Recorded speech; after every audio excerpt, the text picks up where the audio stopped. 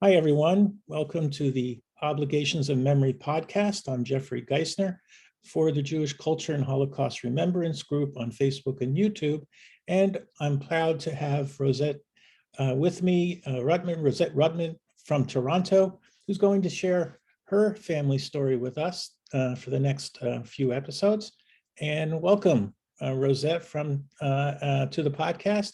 And let's start by having you tell us a little bit about your parents, and you have a unique set of stories. So I'm going to let you surprise everyone with how unique they are. And so let you start. Go ahead. Okay, thank you so much for this incredible opportunity, first of all.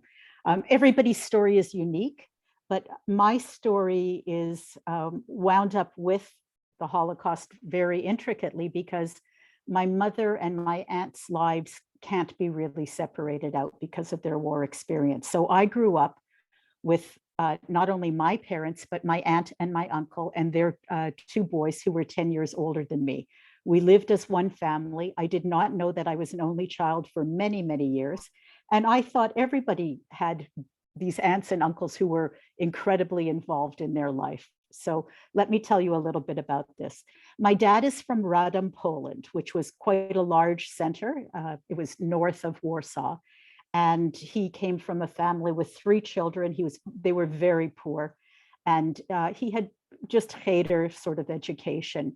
His life really came to an end on September 1st, 1939, when the Germans invaded Poland. And he was forced into slave labor. And for several years, he was manually tearing apart roads and rebuilding them so that the German artillery could have a smoother surface to continue their invasion of Europe.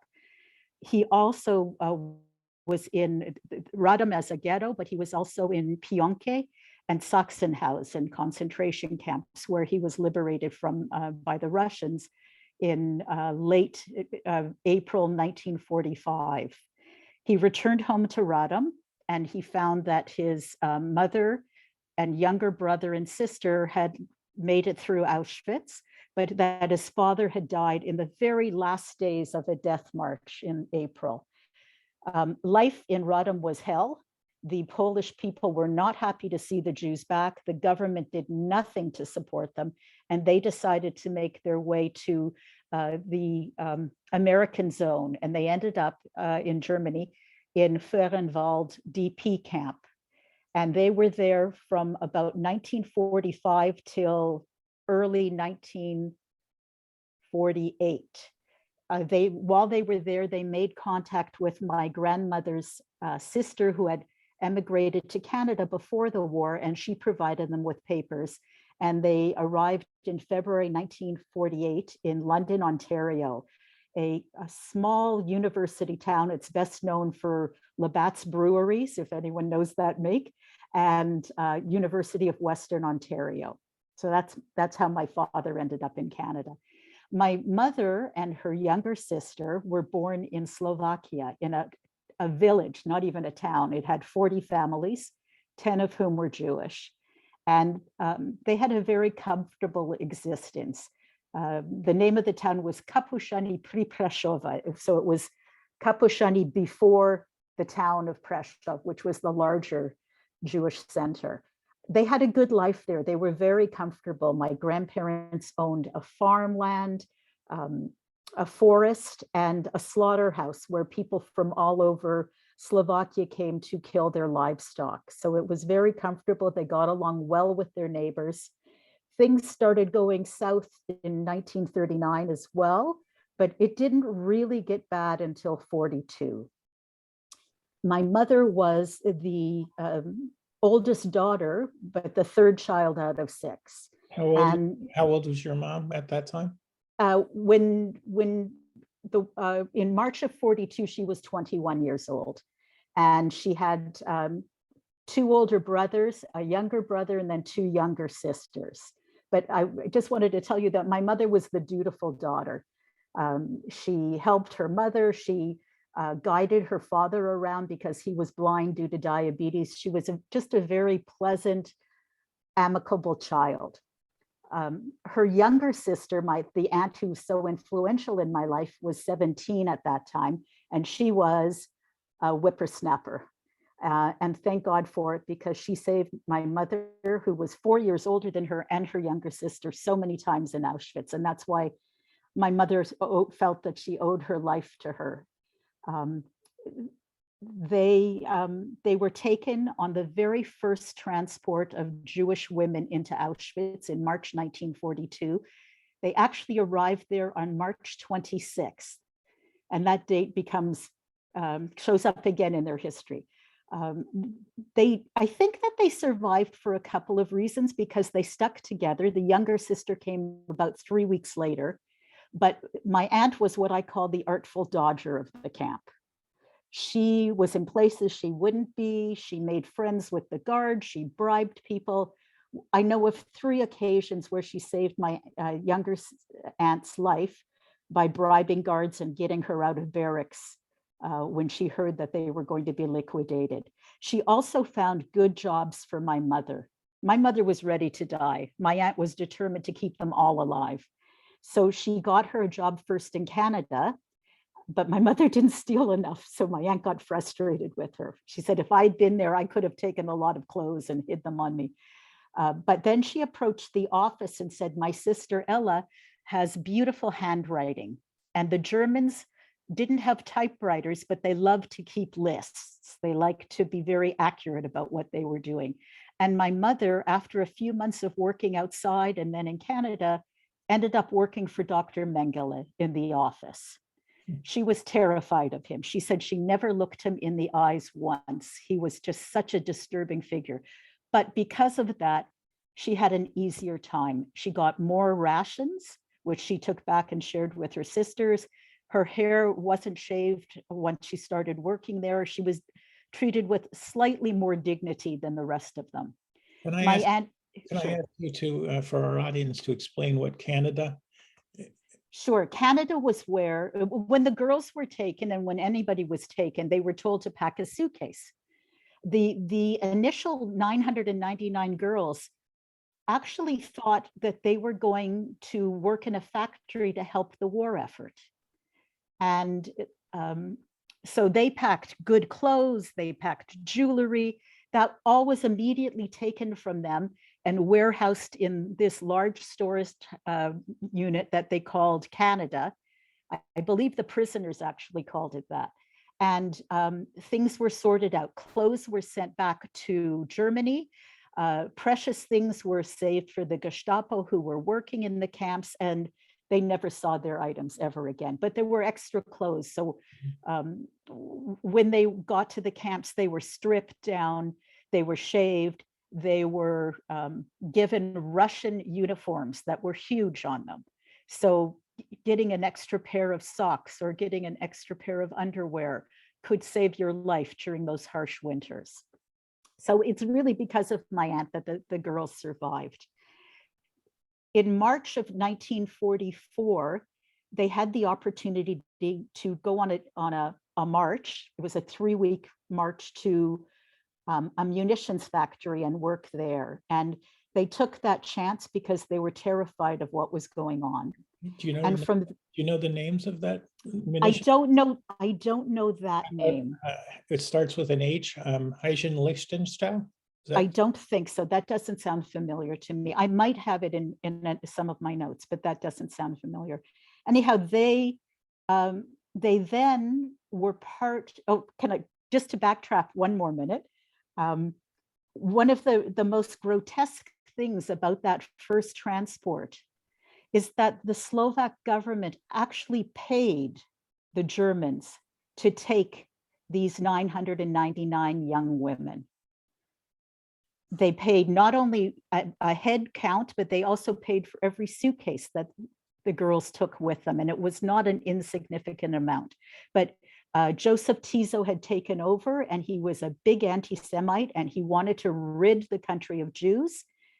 And he thought, well, if I get rid of the women, there are no more Jewish babies.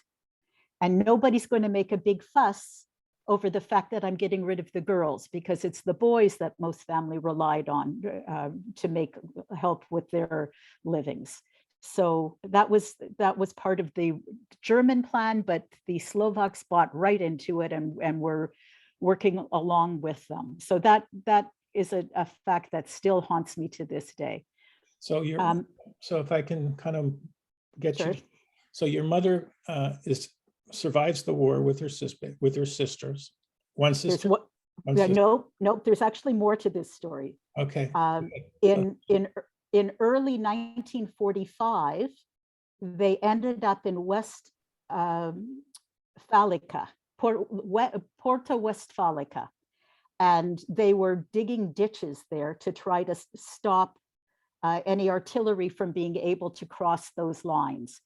And there was a Swedish diplomat by the name of Conte Folke Bernadotte, who was the head of the Swedish Red Cross, and he was a Nazi sympathizer, and he wanted to aid the Nazi cause because they were already starting to see that the end of the war was on the horizon. So he arranged with the Red Cross to give the Nazis trucks that they needed. In exchange, he wanted to take 1,000 Polish prisoners, Christian prisoners, and there weren't enough in this spot, so they sent some of the Jewish girls too. And they were bargained for. There was a lot of negotiating back and forth. The girls didn't know what was going on. They were in an open field with Gestapo all around them with their machine guns pointed at them. And then all of a sudden they were told to go on a train. They got on a train, they were taken to Denmark, and on May 1st, they were liberated in Denmark. And they didn't actually believe that they were liberated. When they told them, get off the train, you're free, nobody got off the train. They didn't get off the train until the Red Cross nuns came and physically escorted them to a restaurant and served them tea and food. And this is after 3 years of not being treated like a human. So it was an incredible day. They ended up in Malmö, Sweden, and they were actually put into a quarantine camp, which was a little unnerving since they had barbed wires around them once again. But that's where they were liberated. And my mother and her 2 sisters survived the war, and they ended up living in Sweden for 18 months. Okay. So how did they, let's take it further. How did they get, and I assume they're getting to, the story about how they get to where, and I assume that's going to be Canada. Okay. So after 18 months, my Aunt Edith, again, the whippersnapper, had seen a photograph of a very handsome young Slovakian man when she was with his sister. And she said to them, I'm going to go back and find this man and marry him. So she went back to Czechoslovakia, and then she sent for them. She was also a little worried. They had become friends with a family in Sweden, a non-Jewish family who had been incredibly kind to them. And I'm actually still in touch with family members, and so is my cousin.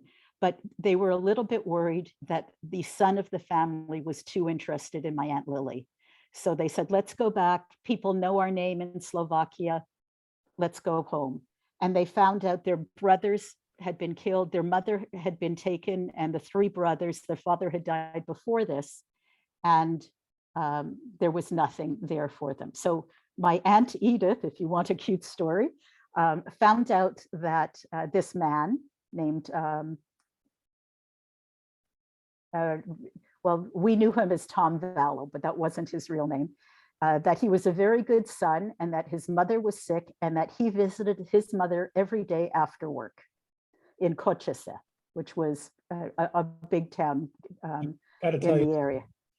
I don't know if you know, my mother was deported and her family from Košice. Oh, really? So we're Lutzman. It's amazing. So, yeah. Amazing. So you're going to teach me more about my parents never spoke at all about their survival of Auschwitz. My mother and her 2 sisters, well, actually the 6 families were deported in 6 members were deported from Košice in 1944. I'll take you a little bit back from this. But my great-grandfather opened in Košice, or built in Košice, the Gupa glass factory. It was a factory complex. was very large. They were very well-to-do. My grandfather inherited it from my grandfather. And in 1941, the Nazis seized that Gupa factory. Right. And that factory was then 18,000 Jews from all around Košice was then rounded up and put into deported. the Gupa factory. Oh, wow. So my grandfather and obviously my mom and her 3 other sisters and her mother were in the Gupa factory before they were transferred to Auschwitz. And in May. How old were they? My mom was 15 when she was deported. Okay. Magda, which was the baby, was 8. Her older middle sister was Hendy, and she was 18, and Edith was 21. Okay. And her mother and father, and they were deported in May of 1944 to Auschwitz. So that first transport that my mother and one sister was on, the girls were 16 to 32. So it sounds like they might have been just under that age to avoid that first transport. Mm. But my Aunt Lily, who was 15, came on like 3 weeks later. So yeah, you said 1942. Yeah, my mom was May of 1944. 44.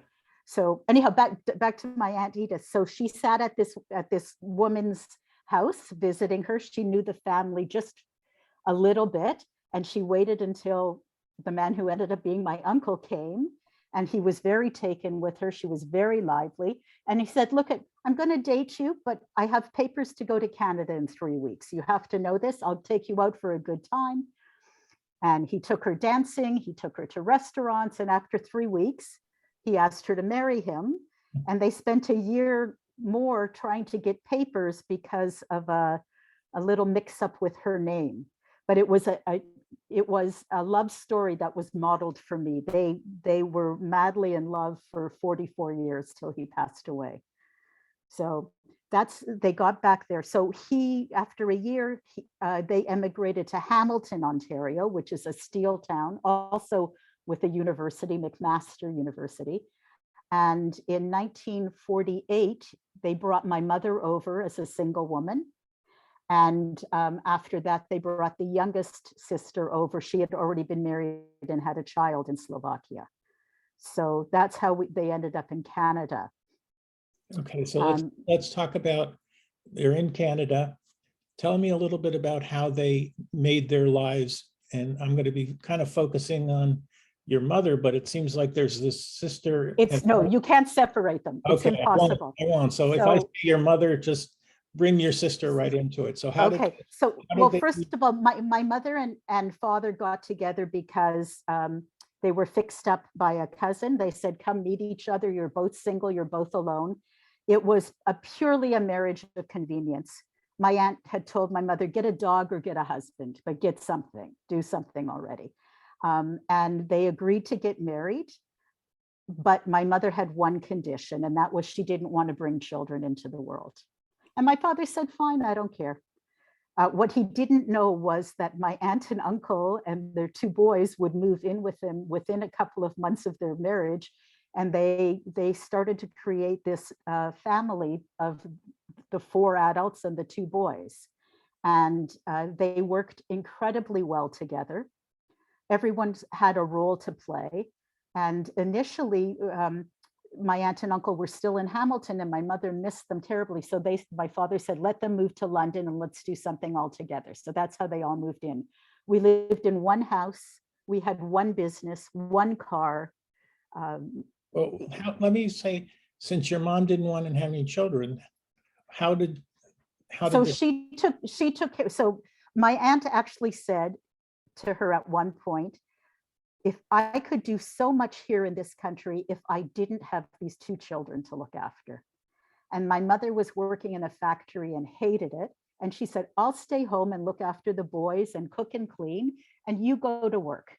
So that's what happened. And they living as one family, there were economies of scale. They put away every penny that they made.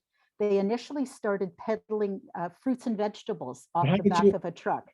How did you? I'm later. I'm 8 years into their marriage. Okay. But so they built up, they ended up renting a stall in a marketplace, and then they had fruits and vegetables there, and they became very successful. And 6 of them living in a tiny little house got cramped, so they bought a bigger 3-story house, and they took in boarders. And so my mother not only took care of the children, but she took care of the boarders. She cooked and cleaned for them. And my aunt was out in the market. She bribed one of the officials to get a better stand, and we had one of the biggest stands in the market, as it turned out. And my aunt really wanted a girl. She had these 2 boys, but she had Rh negative blood, and it was incompatible with my uncle's. And so she had numerous miscarriages, and she was finally on bed rest with a pregnancy, and she gave birth to a little girl, and her name was going to be Rosette, because that was after their mother, Miriam Razel. Rosette means little rose in French. And that baby only lived a few hours, so they never actually named her. And unbeknownst to my mother, who was taking care of my aunt and was feeling really tired and going up and down these stairs of this 3-bedroom house, the 3-floor house, sorry, she was just, I wish I could lie down like Edith is doing. And she was gaining weight, and she finally went to the doctor, and he says, "You're pregnant, but I have no idea when you're going to deliver. I have no idea how far along you are." So this was literally 8 years into their marriage. I came along, and my mother happily shared me with my aunt and uncle. And she had a very hard delivery. And during the first 3 weeks of my life, my aunt took care of me. My mother didn't touch me. And the first time that my aunt had to go to a Sunday school event with her boys, my mother was scared. She didn't know what to do with me. So I was de facto my aunt and uncle's child. I went on holidays with them. My parents didn't like to go places. My uncle was the one who would take me out every year and discuss what my plans were for school. And to be honest with you, my uncle really modeled for me what it was to be a mensch. And my aunt, she modeled for me how to be a fighter, but she was the one who really formed who I was, because had it been up to my mother, she would have let me just do what I want and be a quiet, gentle child. My aunt schlepped me to ballet classes 3 or 4 times a week, made me take piano classes, made me get my ears pierced, made me get contact lenses, made me learn to drive. And as a segue into our next session, she told me I needed to go to Toronto, which was the larger Jewish population, for university to get my degree. Okay, so before we go there, I want to ask a few questions. As for you, how was it growing up in what is really unusual, a 4-survivor home?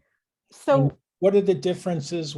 And what did you learn from that experience? Now, you had your mom's sister, but obviously no grandparents, right?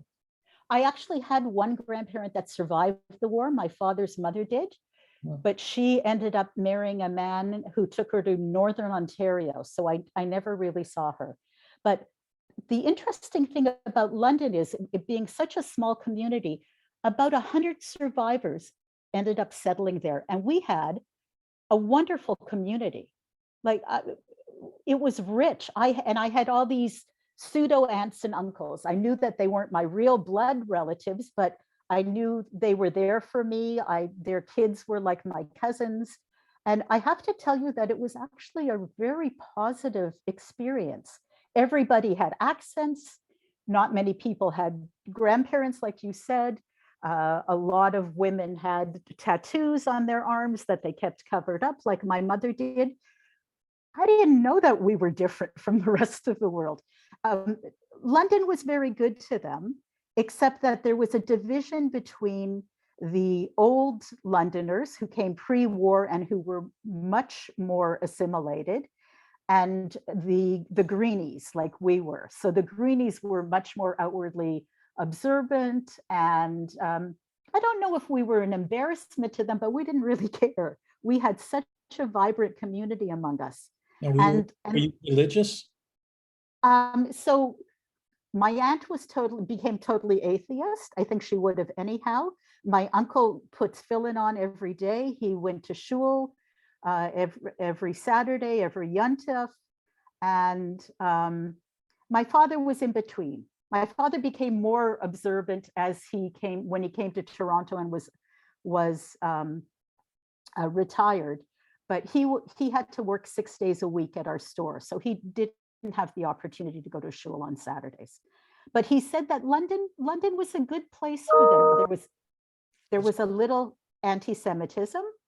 The university had a quota. Only 1% of their students could be Jewish at that time. And there was a very famous hunt club that would not take Jewish members. And one of our friends was the first Jewish member in the 1970s, if you can believe that. So, but otherwise, they did well in London. They lived the Canadian dream. So your parents and your aunts and uncle, did they come from the Shoah with any trauma that was demonstrated to you that you could acknowledge and understand, and present? Now I can identify it. I definitely can. And so, for instance, my aunt. Share with us what you saw? Sure. So my aunt suffered, the two younger sisters suffered from depression, but my aunt actually underwent shock therapy in the 1960s. And they diagnosed her as bipolar, but really it was PTSD.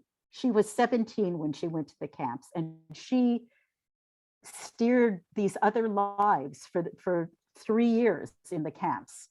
So she had manic depression. She would, if she was on a high, she would make 400 blintzes and 500 rogalach. So it wasn't so bad when she was in a high. When she was in a low, she would be mad at my mother. My mother always understood, and I would say, "Mommy, why aren't you mad at her?" She said, "This is just her depression, whatever." So that was the most glaring thing when I think back to it. But I lived it, but other people had depression. So we had a young boy live with us for a month when his mother was hospitalized because of depression, and she was another survivor. And that boy never forgot that. He till the day my aunt died, if she needed something, he took care of it. My father, he had to, and I noticed this more in his later years, he had to have a fully stocked pantry of things that he actually ended up having to throw out because they all expired because he didn't use it. But there was one day he came home with 5, I can't believe it's not butter tubs, huge tubs. And I had to sneak them out of the house to the various caregivers because I didn't want them to go bad because they only had a week's date left on them. So let's talk a little bit about you are getting older. You're about to leave the nest. And you're going to, you indicated that you're going to university. Right. Yes. So you didn't let me finish this. My aunt said, "You've got to go get a degree." And what I think is she meant an MRS degree, not a university degree. She wanted me to find a spouse because there was no one really in London. And they were a bit frustrated with me that it took me a little while to actually find someone. But it was a 2-hour train ride from Toronto. I went home frequently. We stretched the umbilical cord. How did all 4 of your parents feel about you leaving the nest? Were they worried about you? So my mother, aunt, and uncle thought it was a great idea because they wanted to broaden my Jewish horizons. My father offered me a car to stay in London. And to be honest with you, I could have walked to the gates of the university in a half an hour from my house. But most of the people I grew up with in London from the Jewish community ended up coming to Toronto just because the community was so small.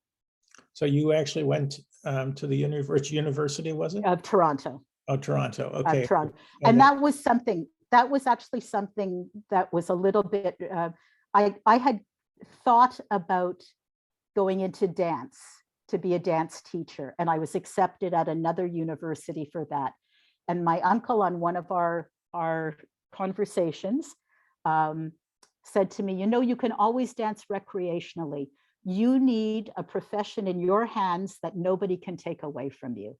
And that was glaringly a lesson from the Holocaust, because he was a bookkeeper. And so he was able to do all the business aspects of what they did here in Canada. So that was very glaring. My mother, she didn't like being the center of attention, and we never flaunted our Judaism. And to this day, I don't usually wear a Magen David. I am terrified of large Jewish crowds. We recently, a couple of weeks ago, had the UJAA walk for Israel. I can't do that. I get nervous going to shul for Rosh Hashanah. And even in London, which only had about 200 families at that time, I feel like we're sitting targets. And I break out. We're going to talk about that, but we've reached the first half hour of that went by fast. I know it does. So I want to thank Rosette for joining us, or she's going to come right back and continue this conversation. We're on the Obligations of Memory podcast for the Jewish Culture and Holocaust Remembrance Group on Facebook and YouTube. I'm Jeffrey Geisner. Come on back. We'll talk more with Rosette. Thanks. Perfect.